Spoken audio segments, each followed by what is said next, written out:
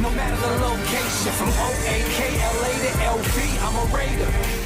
Raider Nation, what's going on? You are watching the Raiders Report. This video was recorded on Tuesday's live show, and if you're like, wait a minute, how can I get my questions on the show? You got to join us live every single Tuesday, 6 p.m. Eastern Time, 3 p.m. Pacific, so hit that subscribe button. We got a super chat coming in from Rico. I really don't understand how these people keep ranking Tannehill over Carr. I get the wins factor, but I take Carr all day. By the way, Mitch, love the show. Keep it up, bro. Let's go Raider Nation. So I'm going to take a sip to that.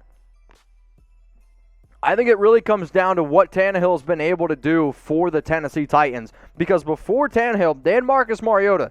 That team wasn't winning football games. Tannehill has been absolutely phenomenal. And if you would have asked me 2 years ago, better quarterback, Derek Carr, Tannehill, easily would have taken Carr. I probably wouldn't have even put Tannehill in the top 30, but he found the perfect system for him, and in that system, that makes him a better quarterback than Derek Carr. It's not hating on Carr. It's really just respecting the hell of what Ryan Tannehill has done for that franchise. Big Time Willie, how'd you get that nickname? Ruggs is next to untouchable. That's false. Raiders front office, thoughts on Trayvon Mullen being the most important piece on the defense. There is nobody that is almost untouchable, but that's just what front offices, that's just what coaches are going to say about a player who you drafted so high. They don't want to get rid of Ruggs. They want Ruggs to be the next Cliff Branch. I mean, literally, that's what Mark Davis has said. But if you get a good trade, like for Davante Adams, you absolutely have to look at that and you have to explore it. And then in terms of Mullen's going to be the cornerback one. I'm really hoping he takes that next step because there were times when he was a rookie, he'd get matched up. And the one game that I always go back to is when he went up against Tyreek Hill. Hill had like one catch for 6 yards on him or something like that. He did a great job against him. Then in year two, he had some games where, man, he looked electric. Then there was other games where he looked a little bit lost. I'm going to put the blame a little bit more on Paul Guenther, really just confusing all these younger players. But if Mullen can take that next step in year three with somebody who he can rely on the other side like Casey Hayward and a defensive scheme that he knows exactly what his role is thanks to Gus Bradley, Mullen's I'll say a top 40 cornerback right now in the league. I want to see him get up in the top 20. And if he can get up in the top 10, that would be phenomenal. And Jerry Harrison, hey, Mitch, did you see the trade idea from Bleacher Report? It was Carr to Washington for Matt, I think you pronounced his name wrong, Ioanndis, Taylor Heincike, and a first. Is it bad or just me? Thanks. Love the show. So I think it's funny. I actually contemplated putting this trade on the show, but I was like, you know what, man? It's too ridiculous. So shout out to Jerry for bringing it up here, and shout out to Sam for being able to make this. So the Raiders receive Heinicke, Matt Ioanndis, and then Ioanndis, and then a 2022 first-round pick. Washington gets Derek Carr. All right. I'm just going to ask the question, would this be a good trade for the Raiders? I want you to type Y for yes, or I want you to type N for no. I mean, any single time that a Bleacher Report puts out a trade, I get that a lot of y'all see it, and I appreciate that you guys care enough to ask me my personal opinion. But, like, let's face it here, y'all. This is a terrible trade for the Raiders, and I don't think it makes any sense even for Washington to go ahead and do it because they have Ryan Fitzpatrick, and not that Fitzpatrick's better than Carr, he's not. But even if you're going to do that trade, I'd rather get Fitz than Heinicke. I mean, Heinicke's not even that good. So, no, I'm sorry. I appreciate the question, but it is a terrible, and I mean just terrible trade idea for the Raiders. All right, I kneel for one. Appreciate the super chat, man. Mitch, what starter's job is being threatened the most by a rookie or second-string player? Cheers. I mean, I guess I'm going to go ahead and say the nickel cornerback position. Oh, yeah, I owe you a drink. Hang on.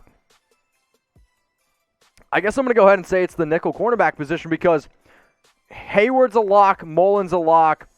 I think both defensive tackle positions, they're probably more of a lock. I don't really see any players getting stolen there. But it could be between somebody like Amik Robertson, Nate Hobbs taking Nevin Lawson's job. Maybe Damon Arnett can get his act together and take that slot job. But I'm going to go ahead and say it's Nevin Lawson's because he's also going to be suspended those first 2 games of the season. If anybody needs a brand new knife set, I need you to listen the hell up. Head on over to chatsports.com/knife where y'all can save 50% off. Yes, 50. Usually these knives are $99.99, but we're able to cut those down for you, and you can save $50. If you're looking for 6 steak knives, guess what? We got it in there. Professional quality. You can't scratch them. They're black, and they're not going to, fade whatsoever. I've actually bought some black knives before and all the color fades, it's not going to happen with these. If for whatever reason your knives go dull, there's a sharpener that is also included. If you're confused on how you go ahead and get these knives, you go to this link below, chatsports.com/knife.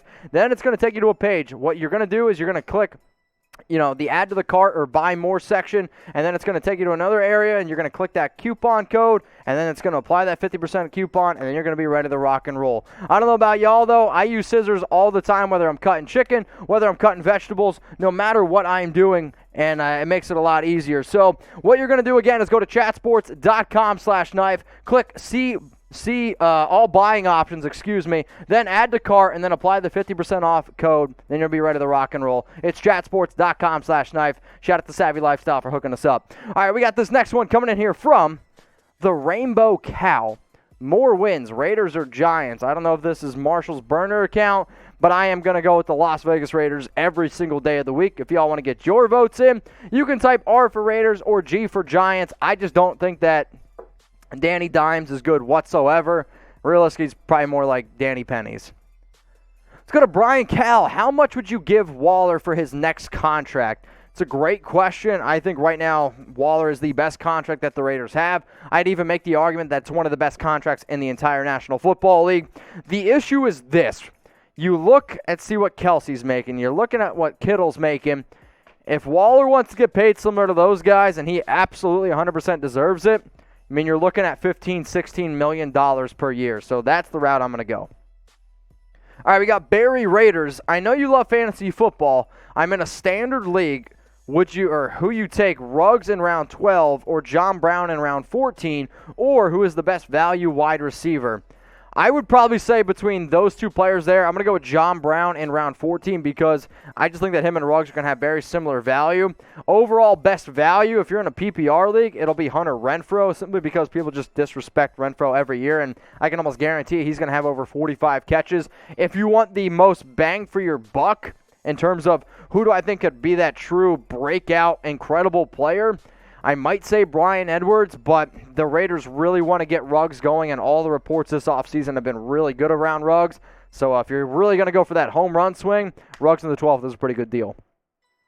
All right, y'all, if you love the Las Vegas Raiders, if you bleed silver and black, what I want you to do is go ahead and subscribe to the Raiders Report. We've been able to be the #1 most watched Raiders channel on YouTube for a long time, but I will say this. The numbers in July, they're a little bit low, and my bosses are getting a little bit anxious. So if you guys could, please help me out, support the show. It's how I pay my bills. I'd really appreciate that. Not only am I providing you guys with free content, we're also a very interactive channel as well. And I always respect every single person that is subscribed. And if that's not good enough for you, if you subscribe and we ever meet up, I always say this, the first round of drinks, it is on me. So if you're going to be in Las Vegas, July 17th at 8 p.m., I want you to meet me at Beer Park. I'm going to be watching the NBA Finals Game 5 with my girlfriend, also my cousin Tori. She's going to be climbing along with us. So if you want to have a beer, if you want to have some food with us, please show me that you subscribe to the show, and the first round, it'll be on me. Beer Park, 8 p.m. at Las Vegas. So since I'm going to go there to watch NBA Game 5 for the Finals, Bucks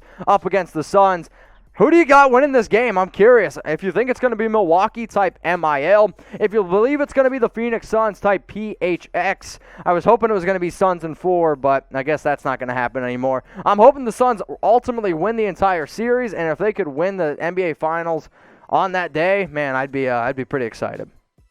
Got a super chat coming in from Jordan. Cheers, brother. Mitch, Derek Carr will ball out this year. I believe in him, and hopefully Raider Nation believes in him as well. Thoughts on DC, Mitch? Also, chat, spam, FAB. Anytime y'all want to spam FAB, believe me, that is more than welcomed here on today's show. In terms of Derek Carr, I 100% agree with you. I believe in DC. And I've released videos before about my projections for him. I got 32 touchdowns, about 4,300 yards, and about 9 interceptions. He has a lot more tools around him than I think a lot of people give him credit for. The biggest issue is going to be, can that offensive line protect him? And if the answer is no, he is going to struggle. All the good years that Carr has had, the sack percentage rate has been much lower. When he gets a lot of pressure, most quarterbacks, when you're pressured a lot, you don't have as good of a year. But you also need Ruggs to take that next step. You also need Edwards to take that next step. You need some other players to be able to step up to show that Derek Carr can still really get it done. But I almost don't even know, even if DC has an incredible year, if the defense sucks again, people are going to be like, oh, DC doesn't win games. And if that's the case, maybe you do decide to move on. We'll figure it out. But I hope that he does have a good year. I hope he takes them to the playoffs, and then I hope he takes a team-friendly deal. All right, Raiders, Las Vegas. How you feeling the defense? Top 10 in 2021, offense top 5. I'm not going to put the defense even in the top 20 until I see it. On paper, it's a top 20 defense, and I'm confident in saying that. The Gus Bradley addition alone and getting rid of Paul Gunther, that's going to help out just at an astronomical amount. The issue is they were realistically probably the worst defense in the entire league, so to put them in the top 10, that's just not fair. Top 5 offense, they were, I believe, the 11th best offense last season in terms of points scored. They need to get better in the red zone. They were 24th in red zone efficiency. If you can take that next step and be a better team in the red zone, I'll put them in the top 10, but I need to see that offensive line. If that offensive line is smooth sailing and there's no worries whatsoever, they think that they actually have better offensive pieces this year. However, losing Nelson Aguilar is going to be tough, and I don't see anybody replacing him. All right, J.G. Steinhauser. When is Chuck the Pup going to be on the show? Oh, man. The issue is when Chuck the Pup was first on the show, he was 19 pounds, and I was able to hold him for about 45 minutes. He's like 54 pounds now, and he is growing like a weed, and there's no, like, if I held him, he would literally be you wouldn't be able to see him underneath the table over my shoulder. Maybe I'll do an Instagram Live coming up here soon. I've been thinking about doing one when I'm in Las Vegas. He won't be there, but if next Instagram Live I do, I'll have Chuck the Pup on. This one's coming in from Anthony Lund. Would Sheldon Rankins be a good fit for our team? I mean, Sheldon Rankins is a solid defensive tackle, and for the Raiders, they are looking for more depth on the defensive line. Overall, if you can add extra depth at that position, the question is this, though. Would he be better than Jonathan Hankins, Solomon Thomas, Quentin Jefferson? Maybe at this point of his career. If you can sit here and say that he's going to be an upgrade, I got a burp, hang on. Okay, if he'd be an upgrade over Kendall Vickers and over Darius Stills, that's the question. Because if you're sitting here saying Rankins is better than both Vickers and he's better than Darius Stills, then you go ahead, you bring Rankins in. If you're sitting here saying, no, Mitch, he's not, then I'll say no, he isn't. So, personally, Rankins has had some ups and he's had some downs, but I'm actually pretty confident in the guys that we got. All right, this one's coming in from Joker Johnson. Reminder, y'all, hashtag Raiders, or you can super chat. If you could trade or sign any player of all time in their prime today, who would it be? So if I could trade or sign any player of all time in their prime today, who would it be? You guys are going to hate this answer just because, I mean, I almost have to go with Brady. The guy's got 7 rings, and if we could have 7 rings on the Raiders, then we also don't run into the Tuck rule because that never happened, and if we don't run into the Tuck rule, the Raiders have an extra Super Bowl. So, dude, I hate myself for saying it, but I got to go Brady. All right, I'm curious, so which roster battle interests you the most? So what I'm going to be doing on the episode next week, probably my next live show, is I'm going to be breaking down some roster battles. So I'm going to take a lot of the comments that I see in today's mailbag, and I'm going to take a little bit more of a deeper dive in them because this is the off season.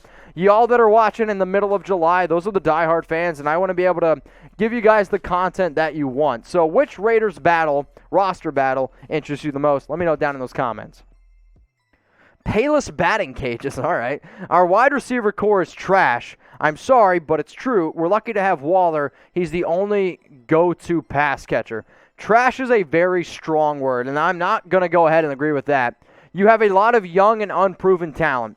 Does that make you trash? No, it doesn't. Are they a top 15 wide receiver room? No, they aren't. Do they have the opportunity to be? Yes, but to call them trash, I think is very unfair. We got Ignacio, Super Chat, man. Every $5 Super Chat, I'm taking a sip. Should this NBA Finals winner have a question mark because of injuries, etc.? I don't know if you mean a question mark or maybe you mean an asterisk. This is the way I look at it. Every single year, there's always injuries, right? There's always something that pops up. If the Suns win, if the Bucks win, sure. If I'm being realistic with you, I still think the Lakers would be a better team. I actually wonder if the Warriors with Klay Thompson would be a better team, especially the way Steph Curry ended up playing. I mean, Brooklyn, if they would have had KD, James Harden, Kyrie Irving, that's probably one of the better teams as well. But you know what? I'm not going to take away anything from the Suns. I'm not going to take away anything from Milwaukee because you know what I love? Sports. And if they go ahead and they win the title, and if Chris Paul can get his first ring, dude, guess what? I am 100% okay with that. Now, if you guys disagree with my basketball takes, yeah, you can hit me up on IG at Mitchell Renz 365. If there's anything that you saw on today's show or any kind of Raiders Report show, don't be afraid to message me on Instagram. My DMs are open for a reason. I'll probably be doing an Instagram live sometime in the next coming days when I'll be in Vegas, and I don't know. If I missed your question, you can ask me on Instagram. All right, we got Daniel. Mitch, how about our polar bear dominating the Derby last night? Pete Alonso. Oh, man.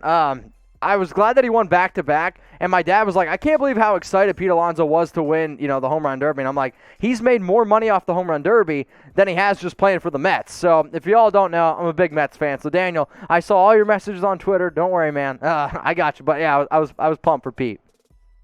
All right, we got Pife Demon. If Raiders sign Brian Poole, how much is he getting?